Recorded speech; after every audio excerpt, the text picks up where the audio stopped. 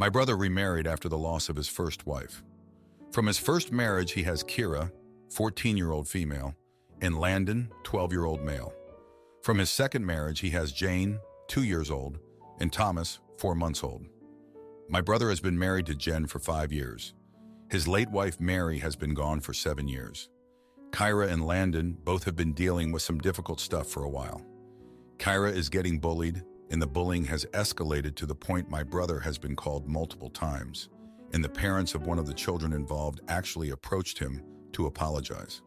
While Landon has struggled in school for many years and was diagnosed with learning disabilities several years ago, this past school year has been his biggest challenge, and he gets really down about it, and his self-esteem has plummeted to an all-time low.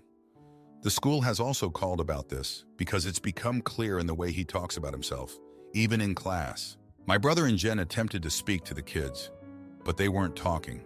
He wanted to be there for the kids and for them to open up because they don't talk about it. When they didn't open up, he decided therapy could help. This is what led to him finding out they don't want to talk to Jen and don't want to open up to her.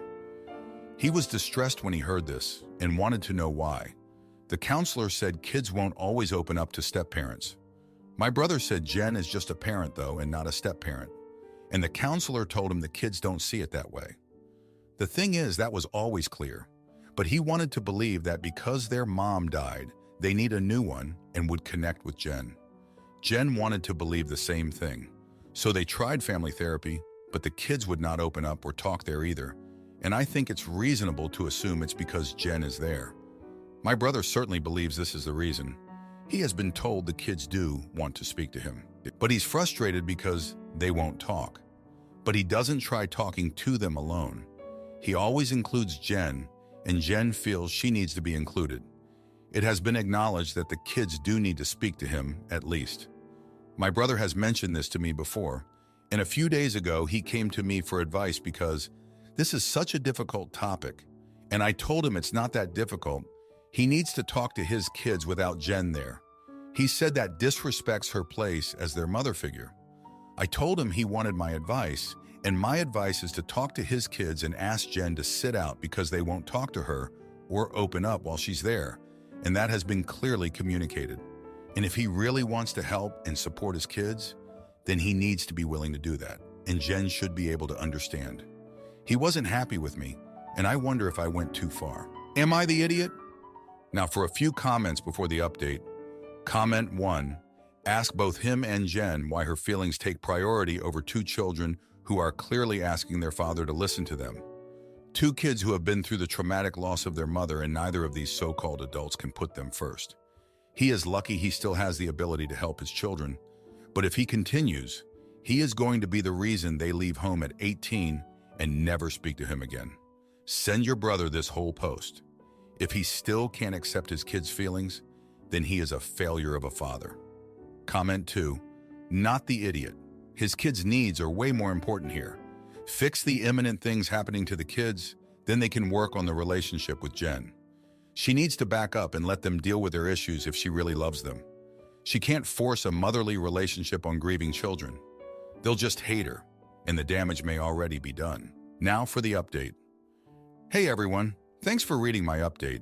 It's been a tense couple of weeks since I last posted about my brother's family situation.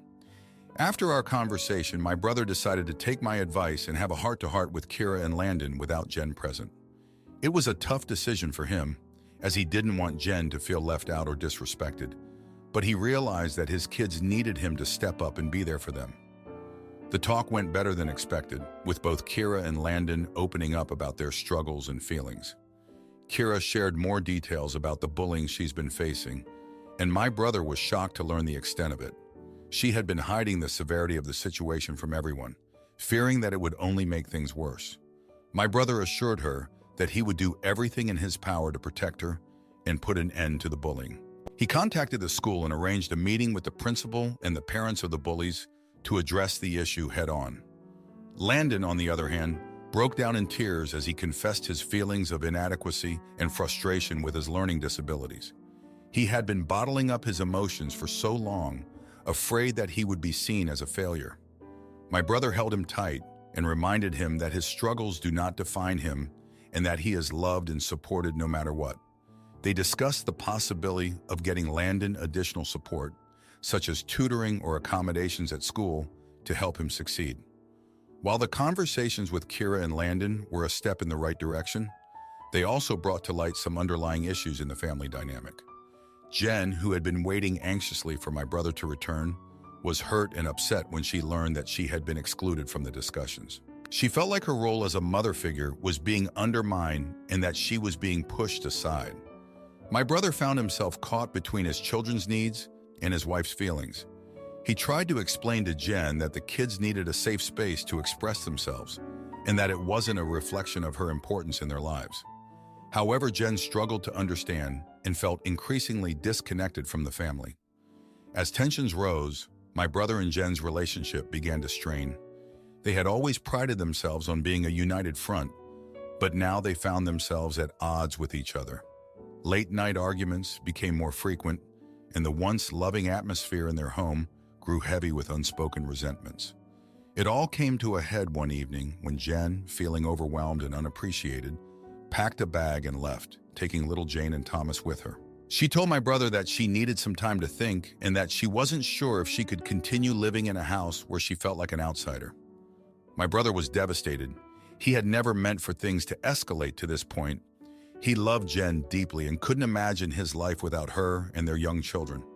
He realized that in his efforts to be there for Kira and Landon, he had inadvertently neglected his wife's needs and feelings. Determined to make things right, my brother reached out to Jen and asked her to come home so they could talk things through. It took some convincing, but Jen eventually agreed. Over the next few days, they had several long, emotional conversations, laying bare their fears, insecurities, and hopes for the future. They both acknowledged that they had made mistakes and that they needed to work together to find a balance that worked for everyone in the family. They agreed to attend couples therapy to help them navigate the challenges of blending a family and to learn how to communicate more effectively. Slowly but surely, things began to improve.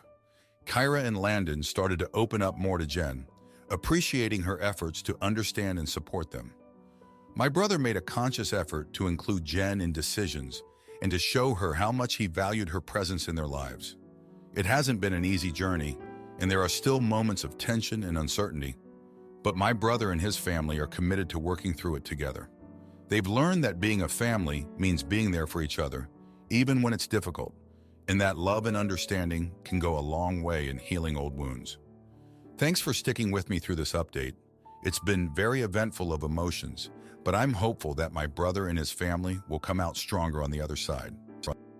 Am I the idiot for refusing to remove photos of my dead mom from social media? Despite my stepmom's feelings? My mom died 9 years ago. I, 17-year-old male, was the oldest, and my twin siblings are 2 years younger. But remember Mom like I do. It was 2 years later when Dad met his second wife, Jen, and Jen moved in with us about a year afterward, and they got married a few months after that. When Jen moved in, we had to remove all photos of Mom from the house. We were allowed one photo that couldn't be easily seen in each of our bedrooms. But it had to blend in so Jen wouldn't see the photos when our doors were open, a rule in Dad's house. We hated it. I always felt like Dad took away our home to make it Jen's home. I don't see it the same way. But then again, I don't feel like I live with parents. I feel like I live with a sort of parent who changed badly when Mom died and the spouse he met afterward, who really isn't someone I'll ever care much about. The positive to it all is we got to maintain a relationship with our maternal family. This is something that is the most Dad out of Dad's behavior since Mom died. Our grandparents were our babysitters when our parents needed one. They sometimes had us for days at a time if our parents went away anywhere. Plus, they were around all the time when Mom was alive. Dad keeping that relationship going is one of the only reasons I don't completely hate him for putting Jen's comfort so far ahead of ours. My grandparents and 2 of my aunts have lots of photos of Mom in their house still. They're big on photos in general and never took any down after Mom died. They even have wedding photos and such. When Jen became aware of that, she got so annoyed. She tried to confront one of my aunts about it and said it wasn't healthy for us to see photos of our dead mother everywhere, and my aunt told her to mind her own freaking business. So I have social media. Lately, I have been using my social media to see photos of my mom again, and to share stuff about our family when we were an actual family, and not just three siblings who basically lost their dad in most ways after their mom died. I know it bothers Jen, which makes me love doing it even more. I now only use it when I'm with my maternal family, and I sign out when going to Dad's, so Jen can't make me take it down. But I triggered her last week, and she's been pissed off ever since. I shared 3 photos of my family and talked about my parents and how many happy memories I have of when we were a family. Jen wasn't mentioned, and I shared no photo of her at all. This bothered her, and the fact I focused so much on my mom. She told me to stop posting photos of mom and to take down the family post. She told me I'm disobeying her and my dad by posting them. She got Dad involved, and he asked me if I'd take them down, and I told him no. He left it there, but Jen said I'm posting them to spite her, and that's wrong. She told me she deserves more respect than that. Also, this jealousy from Jen is more about her not liking that Dad lost mom than about my siblings and me. Am I the idiot? Now, for a few comments before the update. Comment 1, not the jerk. You have a right to your memories, and you have a right to speak about them. Besides, she sounds unhinged to expect kids to forget their mom and forget their family. I'd like to say that I agree she deserves more, but it sounds like she's getting exactly what she deserves. She's lucky you don't leave the house at 18 and post a picture and a story a day. Comment 2, sorry for your loss, not the jerk. Jen cannot expect your mom's memories to just be forgotten like that because she doesn't like it. You're allowed to remember her, and you're allowed to cherish her memories. How insecure does one have to be jealous in such a way? Now for the update. Hey everyone, thanks for reading my previous post. I wanted to give you all an update on what's been happening over the past few days. Things have been pretty tense at home since I refused to take down the photos of my mom from social media. Jen has been giving me the cold shoulder, barely acknowledging my presence when we're in the same room. Dad has been trying to keep the peace, but I can tell he's struggling to balance his loyalty to Jen with his love for us kids. The other day, I overheard Jen on the phone with one of her friends, complaining about how disrespectful I was being. She said that she couldn't believe Dad was letting me get away with it, and that she was considering leaving if things didn't change. I felt a pang of guilt, knowing that my actions were causing problems in their marriage, but at the same time, I couldn't bring myself to apologize for honoring my mom's memory. Later that evening, Dad pulled me aside and asked if we could talk. He told me that he understood how important it was for me to remember Mom, but that he also needed to consider Jen's feelings. He asked if I would be willing to compromise by only posting photos of Mom on special occasions, like her birthday or the anniversary of her death. I hesitated, not wanting to give in, but seeing the pleading look in Dad's eyes, I reluctantly agreed. The next day, I decided to visit my grandparents and spend some time with my maternal family. As soon as I walked in the door, I was greeted with hugs and kisses from my grandma, who immediately started reminiscing about Mom. We spent hours looking through old photo albums and sharing stories about her. It felt so good to be surrounded by people who loved and missed her as much as I did. While I was there, my aunt pulled me aside and asked how things were going at home. I confided in her about the tension with Jen and how I felt like I was being forced to choose between honoring Mom's memory and keeping the peace. She listened intently, then shared a story about how she had struggled with similar feelings after her own mother passed away. She told me that it was important to find a way to remember Mom that didn't cause pain for others, but that I should never feel ashamed or guilty for loving her. As I drove home that evening, I couldn't stop thinking about what my aunt had said. I realized that by posting photos of Mom on social media, I was not only hurting Jen, but also putting Dad in an impossible position. I knew that I needed to find a way to honor Mom's memory that didn't cause so much conflict. When I got home, I took a deep breath and knocked on Jen's bedroom door. She opened it, looking surprised to see me. I apologized for being disrespectful and told her that I understood how difficult it must be for her to see photos of Mom everywhere. I promised to be more mindful of her feelings in the future and to find other ways to remember Mom that didn't involve social media. Jen seemed taken aback by my apology, but she thanked me and said she appreciated my understanding.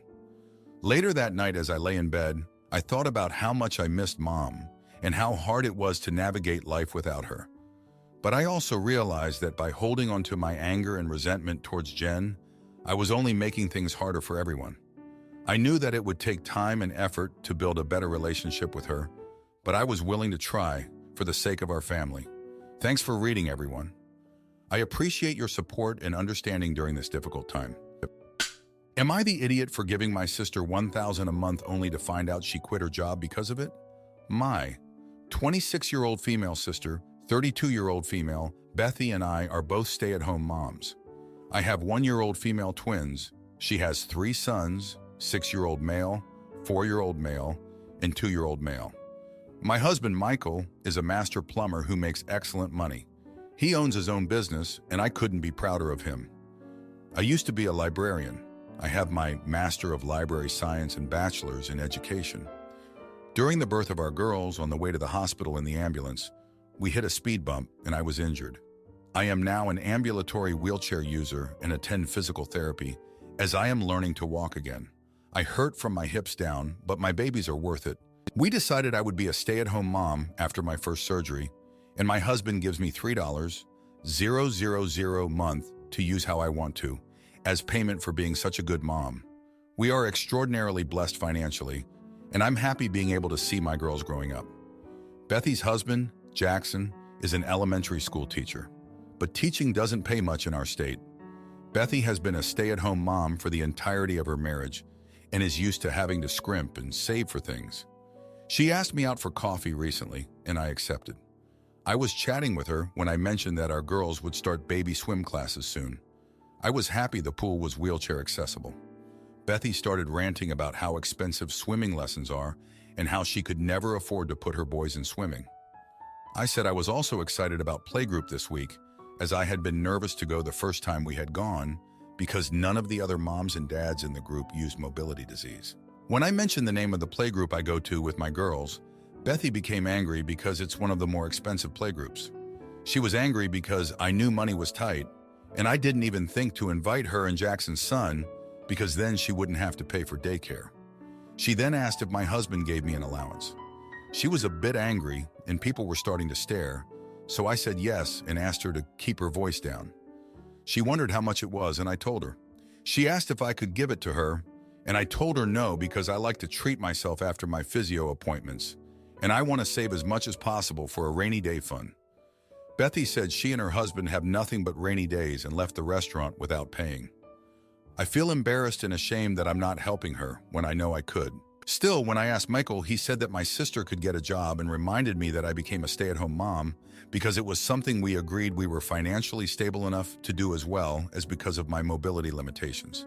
He also said I deserve nice things and shouldn't have to give them up just because my sister wants me to. I feel conflicted. Am I the idiot? If more people think I am, I'll consider giving her the monthly payment. I feel guilty for not helping. Now, for a few comments before the update. Comment 1. Not the idiot. You have no obligation to support someone else's family. They didn't have to bring children into the world that they cannot afford. Question. Does your sister have an education? Can she work if she chose? If not, she could be using this time and plenty of financial aid to get an education or trade and work when the kids are all school-aged. You should not have to make up for her and her husband's bad planning. Comment 2. Not the idiot. She asked if I could give it to her. That's a hard no from me. She's got no business trying to guilt trip or embarrass you. Your husband also makes a good point. She could work if she wanted. It sucks that educators aren't valued more, paid better. But that's not your fault either. I hope your mobility continues to improve. All the very best to you. Edit. Spelling now for the update. Hey everyone, thanks for reading my previous post and offering your insights. It's been a week since I last shared my situation with you, and a lot has happened since then. After my coffee meetup with Bethy, I couldn't stop thinking about her financial struggles and how I could help. I decided to talk to Michael about possibly giving her a portion of my monthly allowance, just to ease some of her burdens. Michael was hesitant at first, reminding me that the money was meant for me and our family, but he eventually agreed that we could spare some to help Bethy out. I called Bethy and told her that I'd be willing to give her $1,000 each month, which I thought was a fair compromise. She seemed grateful and relieved, thanking me profusely. I felt good about my decision, knowing that I was helping my sister during a tough time. However, things took an unexpected turn a few days later. I was at the grocery store with my girls when I ran into Bethy's husband, Jackson. He seemed surprised to see me and asked how I was doing. As we chatted, he mentioned that Bethy had quit her part-time job at the daycare center last week. I was shocked. I had no idea she had even been working. When I asked why she quit, Jackson said that Bethy told him she didn't need to work anymore because I was going to be giving them money each month. I felt betrayed and confused. Why would Bethy quit her job without discussing it with me first? And why did she lie to Jackson about the extent of my financial help? I couldn't shake the feeling that something wasn't right. When I got home, I called Bethy to confront her about what I had learned. She became defensive, saying that she thought the money I was giving her was meant to replace her income. I tried to explain that I had only intended to supplement their finances, not cover all their expenses. Bethy got angry and accused me of going back on my word, saying that I had promised to help her, and now I was leaving her in the lurch. I was stunned. I had never promised anything beyond the $1,000 per month, and I certainly hadn't expected Bethy to quit her job because of it. I tried to reason with her, but she hung up on me, leaving me feeling hurt and frustrated. Looking back, I realized that I made a mistake in not setting clear boundaries and expectations with Bethy from the start. I should have been more specific about the nature and extent of my financial help, and I should have communicated my intentions more clearly. I also shouldn't have agreed to give her the money without discussing it with Michael more thoroughly. In the days since that phone call, I've been grappling with what to do next. Part of me wants to continue helping Bethy, but I'm worried that she'll keep taking advantage of my generosity. I've also been reflecting on our childhood and how our parents always seemed to favor her over me. Bethy was the outgoing, popular one, while I was the quiet, studious type. I wonder if some of my guilt and desire to help her stems from those old dynamics. Michael has been supportive throughout all of this, reminding me that I'm not responsible for Bethy's choices or financial situation. He's encouraged me to focus on my own family and well-being, especially as I continue to navigate my recovery from the accident. I know I need to have another conversation with Bethy, but I'm dreading it. I don't want to cause a rift in our relationship, but I also can't keep enabling her behavior. I'm hoping that, with some honest communication and clear boundaries, we can find a way forward that works for both of us. Anyway, that's where things stand now. Thanks again for letting me share my story and for all your support and advice. It means a lot to me. If you like this video, you'll probably like these too. Also, while you're here, please consider subscribing. It's your support that keeps this channel alive and allows me to make better and longer videos. Have a great day.